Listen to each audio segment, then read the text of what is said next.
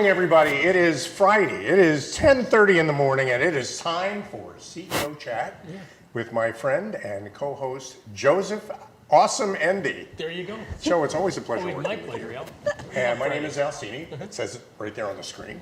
And we have a terrific, I shouldn't say guest, she's actually a colleague because she's a member of the RVN TV family. Yeah. Lisa Manyoky is co-host of RVN TV Morning Coffee on Wednesdays with Mark Iorio. Yes. But in addition to being a stellar personality on RPN TV, she is also a certified professional executive coach. I want to make sure I get that right.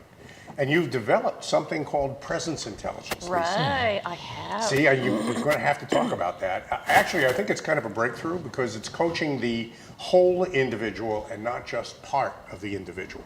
Right. And so tell us what presence intelligence means and how you coach people with it. Well, it's the premise of it is alignment. So presence intelligence is your ability to understand who and how you are on the inside and then use that information to make sure it's aligned with what you project on the outside. Okay.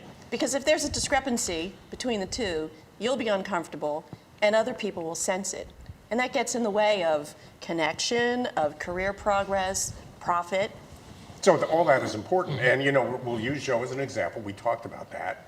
Joe on the inside is a very buttoned-down, professional, cross your T's, dot your I's kind of a guy, and that comes through in the way he presents. He presents himself as a person who matches his clothes before he puts them on and checks to make sure that he looks to be the person that he is. Are we on the same wavelength about Yes, this? and he's a nice guy too.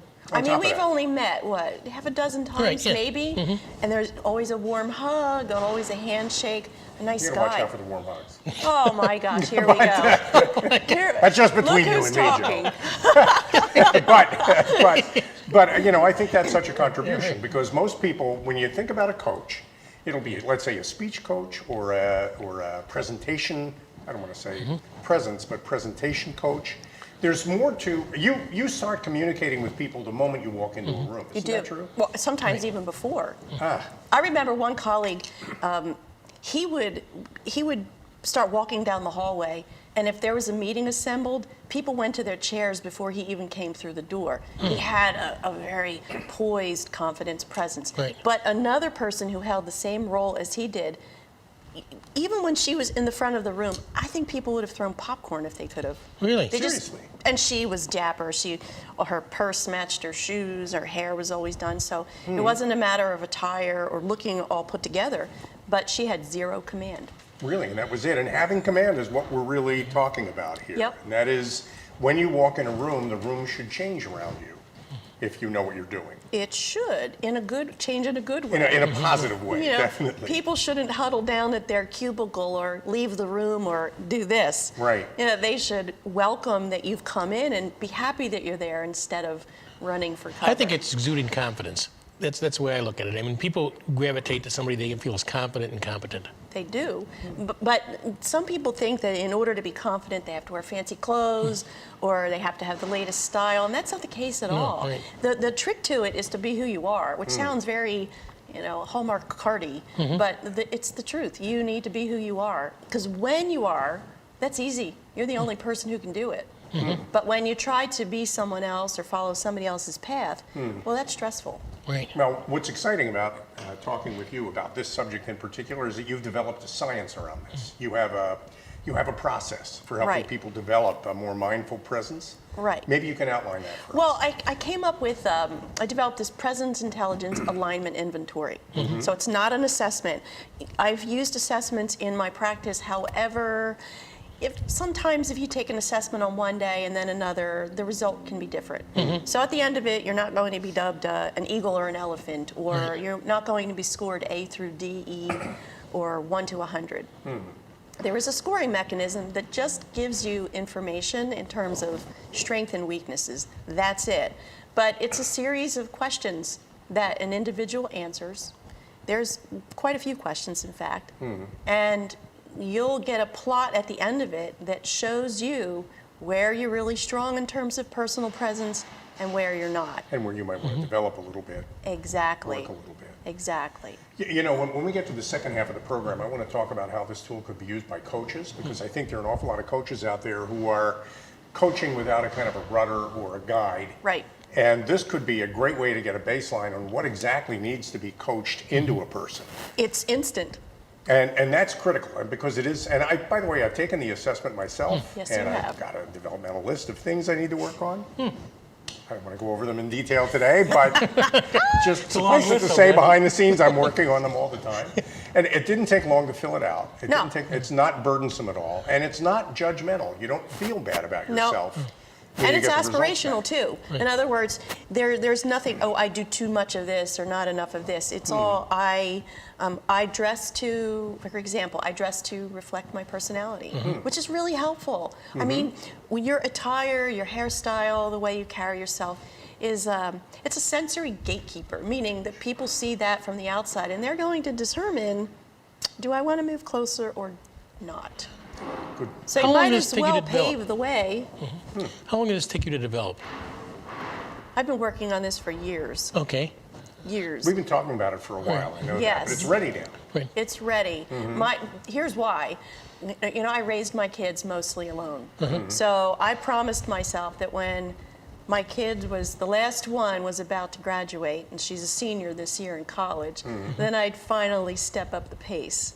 Because I knew my bandwidth was limited in terms of where I could focus, and my kids were my priority, and my other work as well. So I've been working on this in background, but it wasn't until now that I decided to really bring it to the marketplace, and I think the timing is really good. Timing is perfect. I think an awful lot of people are, well, and that's a whole other subject. You know, we can't necessarily, it's difficult to be physically present these days. A lot Right. of our presence is electronic. Right. So, and I can't think of a better application of your method than during a period of electronic communication like the one we're going through now. And it will probably still be in even after the I think so. pandemic is over. Right, because I know one of the areas that we take a look at is speaking and writing. A lot of people are relying on written correspondence now because they can't be together, but there are some people who should never write an email, Really. ever. They should Really? dictate it. Well, if their speaking or writing skills are not strong, they can actually be hazardous to themselves. If they're too curt, if they're too direct and get to the point, they don't even open it with a greeting or ask a question. I mean, some people, in the spirit of efficiency, just address the topic but don't consider it a dialogue. Right. But email and text, it's a dialogue. See, that's a real good point, because I can read an email and all of a sudden I can interpret it the wrong way, maybe. Sure. Because it's theirs. I can look at it and I'm interpreting what And I'm you can reading. go back and Right. interpret it Yeah. that way over and over and over again. Absolutely. yes, Right. You know, because it's permanent now. It's not, it's there. So I can go back and Yep. reread it and feel even worse. That's Like, right. The recipient of a text or an email, as soon as something makes its way in print, it has a shape and a form which gives it power. Which gives it and the recipient can continually revisit it. It's indisputable. That was actually one of the things I think that came out of the work that I did in one of the early versions of your presence intelligence, is that my written communication may not always reflect what I actually mean, because I'm doing it quickly and not really thinking my way through it. And when I think about this, becoming more mindful about everything I put out into the world Right. means that I'm going to be more like who I actually am and less like what somebody else imagines I am because I left a blank for them to fill in. That's right. So the more attention you pay to those details, and some of them are details, but some of them are powerful details. I mean, think about, like if you've got a great suit on and you have a white shirt, people look at that spot on your shirt. They'll They do see notice it. that. They It's just funny. It's see a it, funny even thing. though it's a In fact, wonderful the white suit. shirt draws their attention to it. Exactly. Yeah. So that can be that way with behavior. You can be this terrific person dressed the part, but if you're unkind or if you continually hiccup in some way, it becomes more relevant than you want it to be. That is, I'm thinking of examples of people I know who send emails out to groups of 40 or 50, because sometimes those distribution lists are obscenely long. And I've been on the receiving end of those emails, and they were so demotivating and so demoralizing, usually unintentionally. Instead of spurring the action that she intended in this particular case to spur, she actually caused everybody to sit down and Yep. not do anything. Yep. So it had absolutely the opposite effect of the email. That's right. I know one woman, she was regarded as hostile. simply because of her emails. Just because. And she wasn't. She was just smart and task-oriented. But she needed to have a system to say, hi, anything, just to at least open the door. Whatever you do in print should be whatever you'll do in person. Well, you know, you're helping everybody, I think, overcome a bias that everybody has. We all have a tendency to think that everybody else is just like us. So we're communicating with ourselves in a lot of ways in our own heads, and that ends up in an email or in a presentation. Yes, it does. And we're forgetting that the people out there don't know what we know. That's and right. are not like us. That's right. And what you've got is a system that helps people become more outward mindful. When I put this out there, what effect is it going to have? Right. But the trick to it is it has to be in alignment with who they really are on the inside. If they're not, then the tactical stuff is not sustainable. So you can dress the part, but if it's not really reflective of who you are, think about the person who goes to college to become a lawyer but really wants to be a landscaper. They're going to be miserable as a lawyer if they really want to be in the garden. Right. That's a good point. And so let's say they follow the directives that the parents said, hey, you know, this is going to make you a good living. Oh, you know, landscaping's tough, whatever. I mean, I'm using that as an example. But if you're following somebody else's directives or paths, it's not gratifying. And that gets us to a really good point that I want to make before we go to a break. In a case of somebody like Joe, my dear buddy, right? What kind of an outcome if you work with Joe, and I'm not saying you need this, but it can't hurt anybody. No, I mean, the absolutely. truth is I'd love to everybody work with needs Lisa. this. We all need this, especially me. But if you're working with somebody like Joe in particular, what kind of an outcome do you get? What's a happy day for you? Well, a happy day is if he sees that he's really strong in areas that he hadn't been aware of. Because you can use your strengths to carry you along with weaknesses.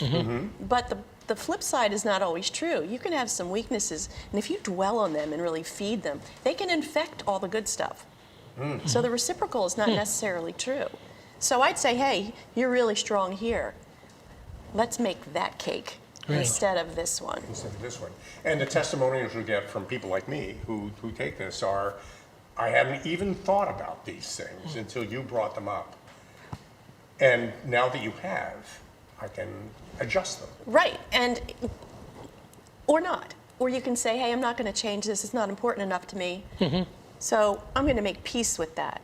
Yeah. I mean, there's some people who just don't like their face or they don't like their hair. And they dwell on it and they make it a bigger deal than it is to others. Others don't care. But if that person is very self-conscious or uncomfortable to the degree that it interferes, it's going to leak out in how they relate to others, how they stand, where they put themselves in a room, that others will feel it. Lisa's talking about me because when I took the assessment, I flunked face and hair both. You didn't. I'm kidding. There's no flunking. I know. We need Take to take a break. When we come back, though, I do want to talk about the instrument and how you developed it, and how somebody uses that instrument. Okay. So we'll be back with more CEO chat and Lisa Manyoky and Joe Awesome Endy There you go. after these messages. Stick around. The best is yet to come. Absolutely. October is Breast Cancer Awareness Month. 1 in 8 women will be diagnosed within their lifetime. RVN-TV is asking for your support for breast cancer survivors and those currently battling the disease. You can do this by wearing pink ribbons or clothing throughout the month of October. Early detection and treatment is crucial, and we at RVN-TV encourage all women to consider undergoing breast clinical exams and mammograms. The fight against breast cancer needs your support.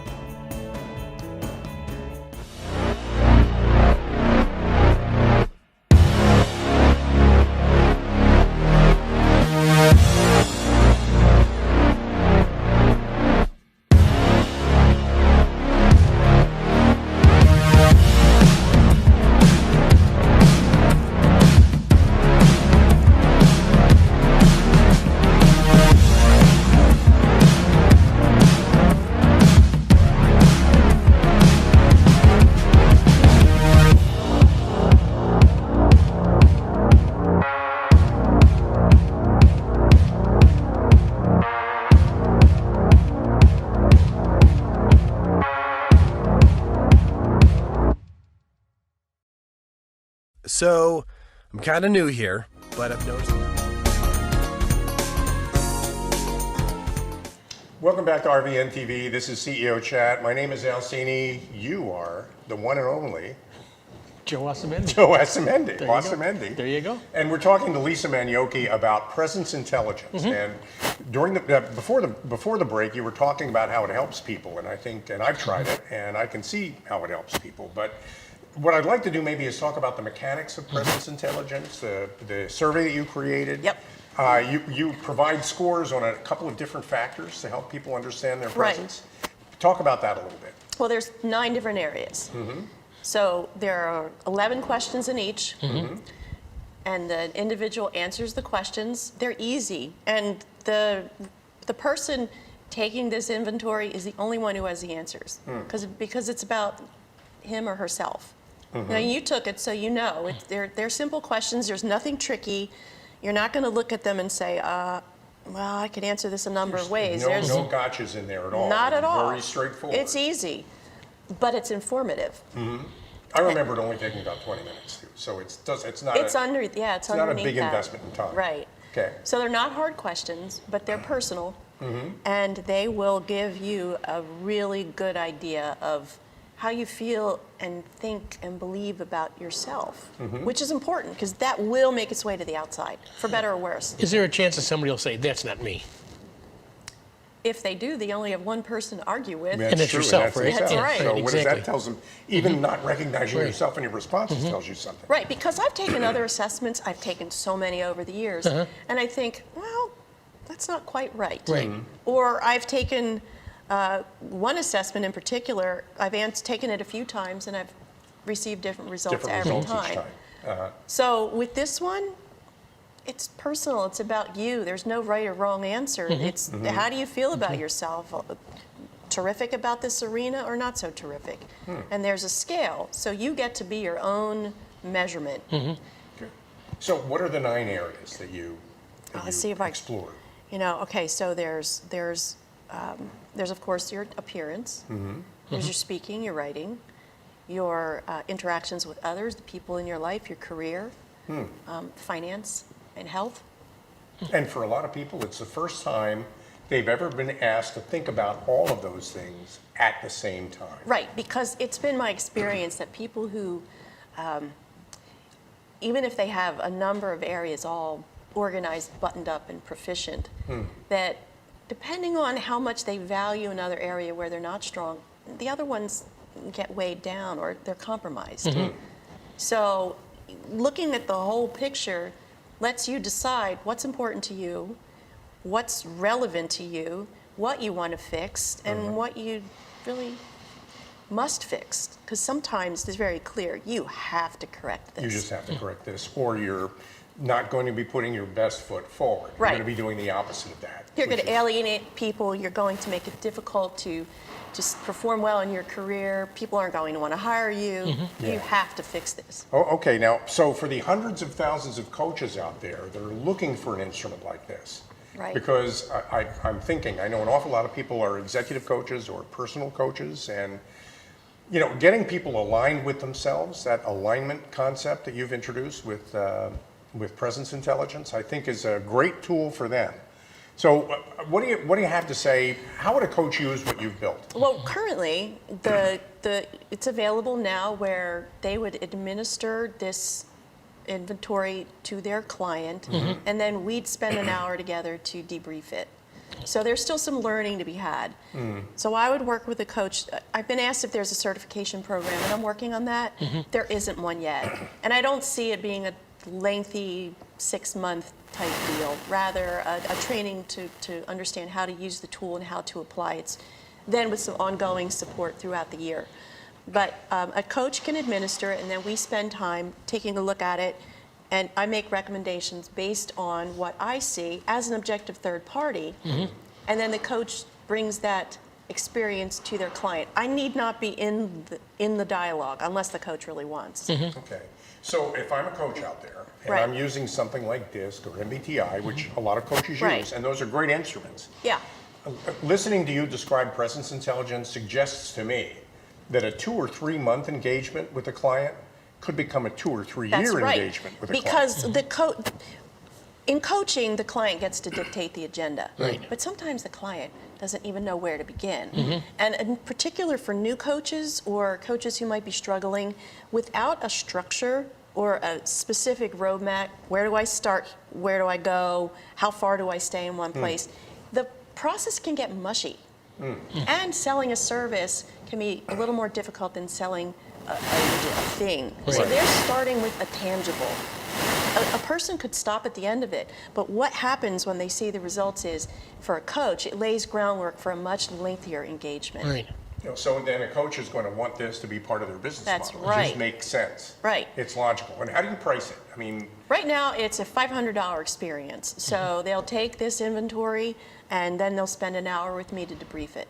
okay, which theoretically would be work the coach They'd would do. build that right into their coaching engagement. So as you move along, you're going to have a training program for coaches That's that right. explains to them how to use the instrument. That's right.